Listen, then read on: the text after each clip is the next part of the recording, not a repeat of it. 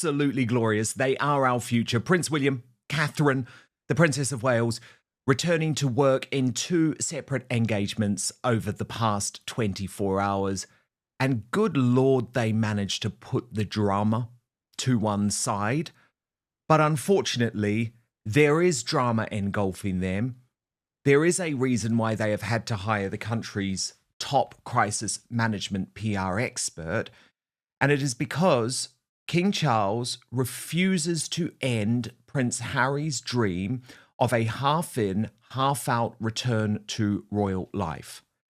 This was, of course, outlined by Harry and his allies in a bombshell Us Weekly magazine cover this week, and a pledge to Tom Sykes of The Royalist that Harry, as part of his concession to the king in order to return, will not launch any new legal actions against the UK press. But as Tom reveals, it is the offer to help out with royal duties that is really worth paying attention to. It shows that Harry has not given up on his dream of being half in and half out of the royal family and would like to do royal jobs again. We've seen this before. Harry has offered to step in and help, presenting himself as a kind of royal reserve player, suggesting that reliably triggers deep anxiety inside the palace. The last thing William wants is any revival of a half in, half out model, but this kite flying raises the possibility that Harry thinks the king might be persuaded to think differently. The Us Weekly piece also underlines the personal cost of Harry's exile. Friends say he misses the structure, hierarchy, and meaning that royal life once imposed, even as he remains committed to his Californian existence with Meghan and their children. Would you know what I say to that? Diddums. Absolute diddums. You were warned. But I'm joined now by royal YouTube sensation, according to Taz. And of course, Tash, I mean, we're going to talk later about the fact that Harry is very close to returning to the UK for this ludicrous court case, which is going to see him on trial in the stand on Thursday, which will be catastrophic for the British royal family. So why do you think King Charles refuses to just say, it's not happening? You can keep speaking about this half-in, half-out dream all you want. And what do you make of the fact that Harry continues to push it so brazenly to Us Weekly just days before this court case, which could destroy his reputation? Well, I believe that Harry is quite delusional. I believe that he behaves like an immature teenager that is still throwing one big epic tantrum. He's not listening. He is not listening to the fact that his father has made it very clear that it will not happen. There's so much to unpack here. I think there is a large part of it where the king, he is still his youngest son. He loves him. And I think he doesn't want the fighting to start again, but you cannot stick your head in the sand when it comes to Harry and Meghan. And in parts, I think there is a bit of it where he doesn't want this to play out in the public anymore. The mainstream media absolutely lap it up. Any chance that the king is going to make a public statement saying Harry and Meghan, much like the Queen, we wish them luck overseas, they're much loved family members, it will create a media storm, which Harry and Meghan will thrive off of, as will the typical media outlets that we're so used to seeing inundating us, Dan, every single day, it seems, with more of these nonsense stories where they're Yes. designed to turn the public against the royals. Yes. That's what these stories Well, are and done also, for. Tash, even more than that, and I know you've pointed this out for a long time, bounce the royal family and bounce the British government into making decisions that were not even agreed upon, like Harry's security, like King Charles opening the Invictus Games. But the mainstream media reporting these delusions from Harry as if they are fact to try and paint a narrative which then becomes difficult, in Charles's view, for the royal family to walk away from. So I agree with you that the mainstream media is a huge part of this problem because they keep on printing Harry's delusions, Harry's lies, Harry's Enabling it. madness as if it's fact. No, I completely agree. It's enabling this stupid, well, stupid's the wrong word, really. I mean, as I said, delusional, I think, is the best way to look at it. But I think people that are genuine monarchists and genuinely support the royal family see through all of this. They see through it. They don't see Harry's return as a threat to Catherine and William. I certainly don't, and the fact that it's been pled that Harry is going to do it as an offering to the king by not suing any more media outlets. Well, that's a small pool left. He sued pretty much all of the big main media organizations. And I'm sorry, that doesn't affect the royals because Harry is the one that embarrasses himself. And he will do again on Thursday, like what you said, when he takes a stand. But I don't think it's damaging to the royal family anymore. I think it's just damaging to Harry. It's just embarrassing to him because, yet again, I don't believe he's going to stand there and actually have any credible evidence. Their credibility is completely shot in this country. And I would be shocked if this court case actually turns into a win. So I don't think the royals need to be worried about anything that Harry and Meghan do anymore. Well, indeed. I mean, this is the problem, though. His reputation is on the line on Thursday. Actually, number one, the royals don't want Harry to destroy himself because they're actually kind people and they know his limitations and they know how intellectually weak he is. But also remember, he does remain in the line of succession. He does remain the king's son. So they're also acutely aware of the potential risk to the British royal family. But look, I do want to get to that court case in just one moment, Tash, because there have been huge developments on it. But first, can we talk about Catherine and William, please? Because as Tom Sykes said, they did flood the zone with keep calm and carry on vibes, with Prince Harry's legal case spiralling into an intimidation controversy. The Wales has had a curiously full day of drama-free engagements, and it was just wonderful to see. The Prince and Princess of Wales were both out on public engagements, with friends telling royalists the couple did not want to be distracted from their duties by Harry's controversial court case. Good on them. Another irritation in the form of Prince Andrew, who is back in the news, was similarly swatted away by the couple's allies. And Sykes says the contrast between William, Catherine and Harry could hardly have been sharper. While Harry returned to the High Court to continue his long-running war with the British press, William was photographed pruning trees on a farm visit in a flat cap. I know, Tash, you were quite taken by those images of Harry. While Catherine brought the glamour, didn't she? With a full-fat Windsor Castle reception for the British women's rugby team, the Red Roses, who won the World Cup last September. So, Tash, before we get to these individual engagements, it's very important, isn't it, at the moment that we do see William and Catherine doing what the royal family are meant to. And they are brilliant sometimes at just putting the drama to one side and bringing the attention back to the good deeds, the good people of Britain, the good people of the Commonwealth, and thank God for it, given all of the drama elsewhere. They represent this country and the monarchy on a global stage, and they do it extremely well. They spend a lot of time on causes that are so important. I mean, the work that Prince William is doing with farming minds and drawing attention to the farming community is now needed more than ever. Catherine being the patron of the England Roses, I mean, there were some wonderful photographs, and you can tell that she was incredibly happy to welcome them to Windsor Castle. They were happy to be there. And these are the sorts of joyful events that you want to see. You want to see them using their platform to elevate others, to celebrate the England Roses after winning the Rugby World Cup, to then also celebrate the hard work that farmers do every single day. And the fact that Prince William is constantly highlighting that these people are often forgotten about. And this is where the royals do their job well. They give voices to people that necessarily wouldn't have them. They remind people of the incredible jobs that farmers do just by Prince William going there. And Harry and Meghan, they're just insignificant. I think that Prince William and Catherine don't even care about them anymore. I think that they are indifferent to them. The royals have shown that they never needed Harry and Meghan. They were barely there long enough to scratch the surface, Dan.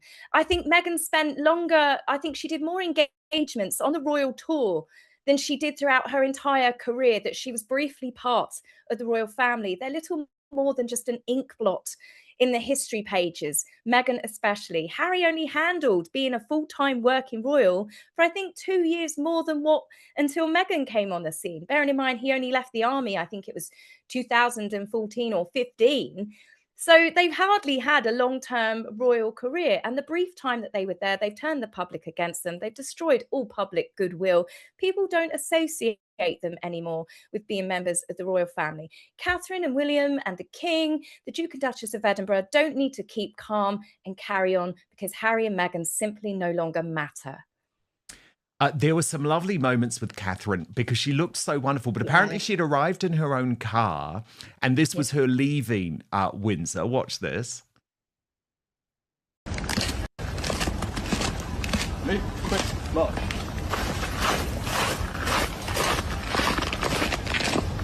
Just effortless glamour, isn't it? And then she revealed a bit of news about George and rugby. I do not want to get tackled by George, but no, up to a certain age, I think it's great. And sports like swimming at school is still very much required. Getting picked as well. Actually being able to incorporate rugby into playing time and games is really good. And the Red Roses were delighted. Watch. I think we asked if Charlotte plays any rugby, and she said that she actually does want to play rugby, but she's not in school yet.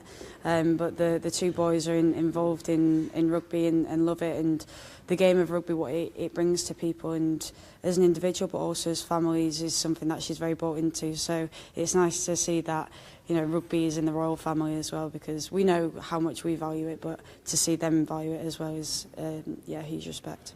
And Royally Bell posted the Princess of Wales drove herself to Windsor Castle this afternoon to host a reception for the England women's rugby team in an Alexander McQueen suit and stilettos. Iconic. I mean, Tash, that was iconic, wasn't it? She is. She's so down to earth, and she's literally walking into a castle to host the women's rugby team, and she just casually walking in with a brolly. You know, I think the people love Catherine so much is because she's so simple. It's the simplicity around her. There's no drama. There's no airs and graces. She just is graceful, kind, sweet, always looks lovely, always looks impeccable. And she's always got a big grin on her face. And people are so excited to spend time with her. And I can't blame them either. I think I'd be grinning ear to ear if ever I had the opportunity to meet the Princess of Wales. Obviously, this was in stark contrast to what was going on in the High Court, Tash, and this is incredibly serious and a huge contrast. And of course, Harry is heading to the United Kingdom. The case versus the Daily Mail is due to begin on Monday. Now, a couple of caveats. Do you remember in his previous case against News UK? Now, I was actually due to give evidence against Prince Harry in court, and I was prepared to do so because he's lying, and I was very happy to do so, even though it's never a nice thing to do, to give evidence in any type of courtroom, under any type of circumstances. But I was prepared to do it, and I'd gone through all of my preparation, and then on the morning of the case due to begin, Harry came to this last-minute settlement with Rupert Murdoch. And the judge was absolutely furious because the case was delayed, a huge amount of money wasted. So the first thing I'll say is that Monday morning is going to be critical, isn't it? Does the case actually begin, Tash? Is he just turning up to hope to be there for a settlement where he'll read some type of boastful statement on the courtroom steps? I don't know, though, because in terms of all of the public briefing, Associated Newspapers, which is, of course, the owner of the Daily Mail and the Mail on Sunday, saying, absolutely not. You're lying. This is just not true. We're not settling. If there is no settlement, Tash, we will build towards one of the most critical days in the recent history of the royal family, which is Thursday, where Prince Harry is expected on the stand for the entire day, where he will be cross-examined by the Daily Mail. And given his propensity to lie, let's hope Harry doesn't commit perjury, right? I mean, what do you expect? The opening salvo is ruthless and intentional. Harry isn't being framed as confused or wounded, he's framed as willfully delusional. The immature teenager line matters because it strips away the trauma narrative and replaces it with accountability. This isn't about mental health. It's about refusing to accept reality that the answer is no. The contrast is immediate and devastating. While Harry spirals, William and Catherine quietly work. No theatrics. No victimhood. No tantrums. The message is crystal clear. This is the future monarchy, calm, duty-driven, drama-proof. Which is exactly why the chaos around them feels manufactured, not accidental. Here's the core scandal. The dream won't die. Despite repeated refusals, Harry keeps floating the same fantasy, using US Weekly as a kite-flying operation. The supposed concession, no more lawsuits, is exposed for what it is, a bribe, not remorse. Offering to help out as a Royal Reserve player isn't generosity, it's insubordination. Friends say Harry misses structure, hierarchy, meaning. That admission is brutal.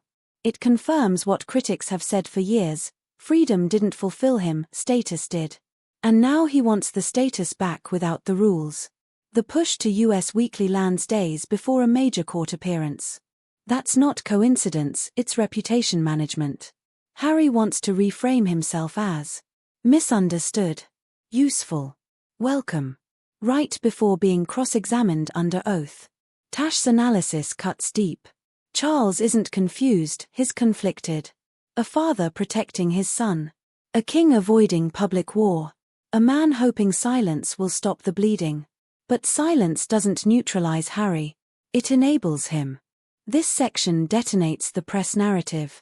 Harry's claims aren't reported as claims, they're reported as facts. Security. Invictus. Royal roles. Each briefing boxes the palace in, making it harder to walk away without looking cruel.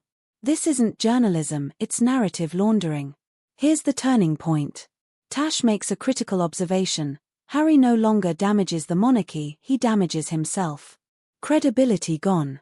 Evidence thin. Courtroom humiliation looming. The royal family's fear isn't scandal, it's self-destruction. Even sidelined, Harry remains. In the line of succession. The king's son. A constitutional liability. Which is why his behavior still matters. One reckless lie doesn't just embarrass him, it taints the crown. Expect Harry to tell his truth and nothing but his truth. The problem is, Dan, as we know, Harry's truth is not the actual truth. I don't think, in all honesty, from everything I've been reading, much like what happened with the last court case, that A&L are going to give him a settlement. Their main witness in all of this, Gavin Burrows, has been making it exceptionally clear that he never did any work for the Daily Mail or for the Mail on Sunday. And we know there's obviously a lot of things surrounding Gavin Burrows, the forgery, and a lot of other accusations, which I'm sure you'll go into. But I cannot see A&L going, yeah, do you know what? We will pay them off. We will pay them off. They are saying absolutely hands down that they have not done anything wrong. And I think you're right that Harry probably is that delusional, that he thinks he's got them by the short and curlies and they're going to back down because he's had it happen before. But I think they're dealing with a very different kettle of fish when it comes to this particular court case. Daily Mail, A&L, they are saying that they have not done anything, and they are absolutely not. I would be shocked if they give him, and then of course the 6 other claimants, a payout, because as this case has got closer and closer to starting, we've been finding out more and more things that have been coming out that makes me believe this case is built on sand. And let me take you through some of this new reporting from what actually went on in court. Because this case is dirty, Tash, and Harry is relying on criminals. I'm not exaggerating here. Actual criminals, right? Actual phone hackers he is relying on in this court case. And I think it could end up being devastating for him. I mean, look at this headline. Prince Harry's lawyers accused of dishonesty, fraud, and conspiracy. Allegations include payments for sworn evidence and the deliberate creation of a misleading email chain. Now, Tom Sykes has reported that a witness accuses Harry's team of intimidating him. This is Gavin Burrows, who you mentioned. And he outlined pre-trial hearings are usually pretty dry affairs. But today's gathering at the High Court in London, ahead of Prince Harry, Baroness Lawrence and Sir Elton John's case against the publisher of the Daily Mail, exploded into high drama, as a key witness alleged he was being intimidated by Prince Harry's legal team, and Harry's legal team said they were being unfairly accused of fraud and dishonesty by the Mail's lawyers. So, as Tash points out, Gavin Burrows is this private investigator who was on Harry's side but has since recanted his evidence and alleged that his signature on a key witness statement saying he bugged cards is forged. He believes there has been a blatant attempt to intimidate him on the eve of the trial. Lawyers for Burrows said his fears for his safety meant he wanted to give evidence remotely from a concealed location. His lawyer said Burrows was contacted by Byline Times. Now, that is a truly corrupted organisation. They are the people who conspired with Prince Harry to try and destroy me. So I have huge sympathy for what he's going through. He said that it was a blatant attempt by them to intimidate him at the start of the trial. Graham Johnson, a convicted phone hacker and former News of the World journalist now aligned with Hacked Off, is understood to have also worked for Harry's lawyers' research team. Jonathan Rees, a private investigator, previously claimed to have bugged Doreen Lawrence, but he has also disavowed key parts of his own testimony. The Upsetter has a great primer on this story, and which summarises the history of the case. As chief evidence gatherer against the Mail, Johnson put Burrows on a monthly retainer of $5,000 plus expenses to deliver witnesses. Burrows, in turn, recruited Rees, and out of this convergence of 3 dark arts specialists emerged the sensational story of the bugging and hacking of Doreen Lawrence. The story was then relayed to Prince Harry, who persuaded Lawrence to join him in a super claim against the Mail alongside Elton John and his husband David Furnish, former Lib Dem Justice Minister Sir Simon Hughes, Liz Hurley, and Sadie Frost. Additionally, it emerged in the hearing that Harry's lawyers have been accused of dishonesty, fraud, and conspiracy by the Daily Mail. Harry's star lawyer, very slippery bloke, awful guy, David Sherborne, told the court that the publisher planned to make exceptionally serious allegations against his team of fraud, dishonesty, and professional misconduct. There was some comfort for Harry's team here, as Just Nicklin ruled that Associated must in part amend its written submissions. But I mean, Tash, and I'm sorry these details are grim, of course they are grim, but like seriously, he is now in the mud with the pigs. Oh, yeah. And this is a prince. So the mortification from Prince William is very clear. Charles, of course, should never have met with Harry last year, as William made clear, because now Charles is saying, well, of course I can't meet you this month when this case is going on, but this case was still going on then. But I mean, it is just extraordinary that Harry would align himself with such horrendous people. And Tash, can I also just say, because this is very personal to me, when I revealed that Harry had conspired with Byline Times to destroy me on false allegations, and people on the Sussex squad side said, oh, you know, you're crazy, this is all a conspiracy. Hello, this is the same organisation now, Byline Times, who is trying to intimidate one of the key witnesses against Prince Harry. There are no coincidences here, Tash. We all see what is going on. Absolutely. I mean, Harry has no problem working with nefarious characters to get what he wants, clearly. These people, I mean, the irony that he's actually working with convicted criminals, convicted phone hackers to get dirt on other people. And he takes, the high road, doesn't he? Preaching from his ivory tower about things that are morally corrupt. And he's actually actively working with his legal team alongside these people. And the Byline Times, I'm very well aware, I remember when they came after you. And it does seem to skirt around the same thing when it comes back to the Sussex squad, Harry and Meghan, the people they choose to work with. I won't forget a certain Mr. Boozy as well. And there seems to be an awful lot of links to do with intimidation, trying to silence people, trying to silence Harry and Meghan's critics. And it all comes back round to the same murky swamp, as it were, with these people. And Harry, yeah, it's offensive to say he's in with the pigs. He's in he's in a dirty, filthy swamp with some of these people. It's not looking good. I mean, this story was all to do about Harry battling the dragons and, being very virtuous here. He was there to give people a voice and to defend everybody. And yet now we're talking witness intimidation, fraudulent witness statements, all sorts of criminal activities that in my mind are slightly worse than phone hacking in some instances. So yes, this is going from bad to worse. And there's probably a very good reason why A&L are not settling.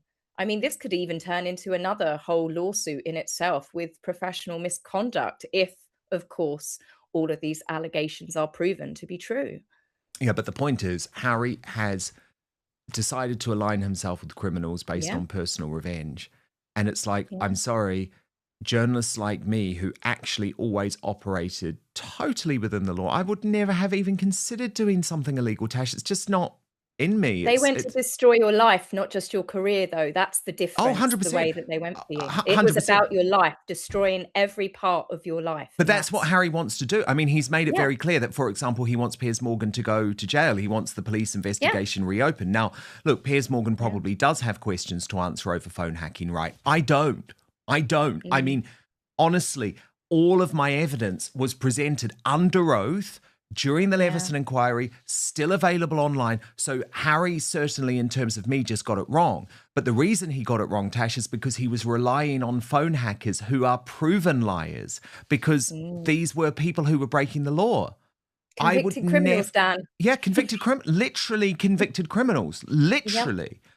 And, the idea... Can't make it up. No, you can't, because the idea that I, as a journalist, Tash, even operating within the mainstream media, would ever have considered hacking a phone, illegally using a private investigator to bug a car or something like that, just never. It's never been my journalism. I am disgusted by the fact that went on within tabloid newspapers, and I completely abhor it. And I've always distanced myself from it because it was absolutely nothing to do with me. But it was a tiny, tiny portion of journalists within the United Kingdom who were criminal, who have been punished for it, like Dan Evans, who is the other phone hacker that they rely on, remember, was found guilty. He also works for a Byline convicted as well, criminal. doesn't he? Yeah, and he now works for Byline. He works for Byline Investigates. Yes, shocking. And Byline Times. And Byline Times, which was directly threatening this witness. So it's just nuts. It is nuts, isn't it? Yeah. No, I'm with you on this one. It's going from bad to worse. Yeah, well, look, I mean, Tash, next week is going to be the critical day. Like, when we meet on Friday next week, who knows? Harry's reputation could be in tatters. Can this guy really deal with an entire day on the stand without telling a lie? Because one lie, Harry, and you're a perjurer, and you've put the whole British royal family on the line. So let's see. We will be keeping him honest, and we will have special broadcast around it. But Tash, look, William and Catherine are really feeling it at the moment, even though they absolutely performed brilliantly on the public stage yesterday. And it is because of what Harry is threatening. It is. They have now had to hire this crisis PR specialist, and there is talk now of an establishment plot emerging against them. So I want to get into all of that in the second part of... The optics are lethal. Harry, courtrooms, intimidation claims, legal chaos William, pruning trees Catherine, hosting champions at Windsor. This isn't accidental.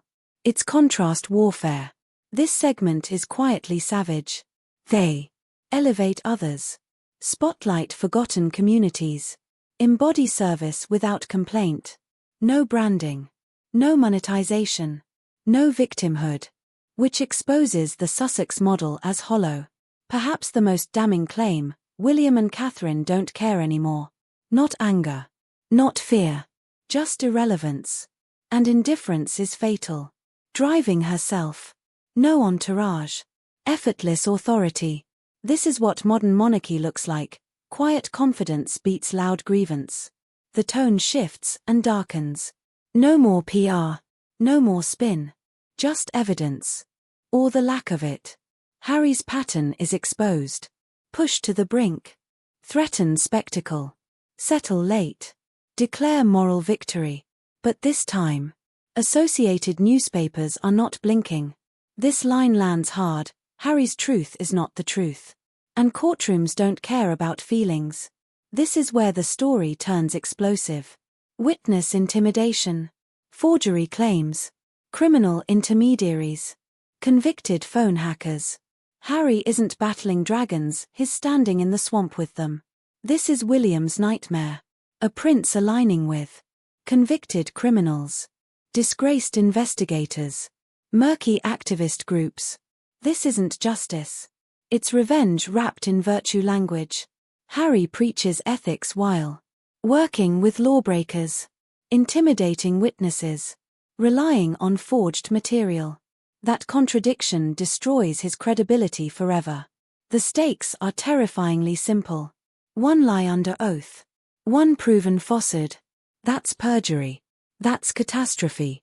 Not just for Harry, for the monarchy itself. Next week isn't just another hearing. It's a reckoning. Harry's reputation hangs by a thread. William and Catherine are already bracing for fallout. And the palace knows silence may no longer be enough. Your turn, no holding back. Is Prince Harry delusional or deliberately manipulative? Should King Charles finally slam the door shut? Has Harry crossed a line he can never come back from? Drop your verdict in the comments. Like if William and Catherine represent the real future. Subscribe for fearless, no-spin royal commentary. The real trial starts below.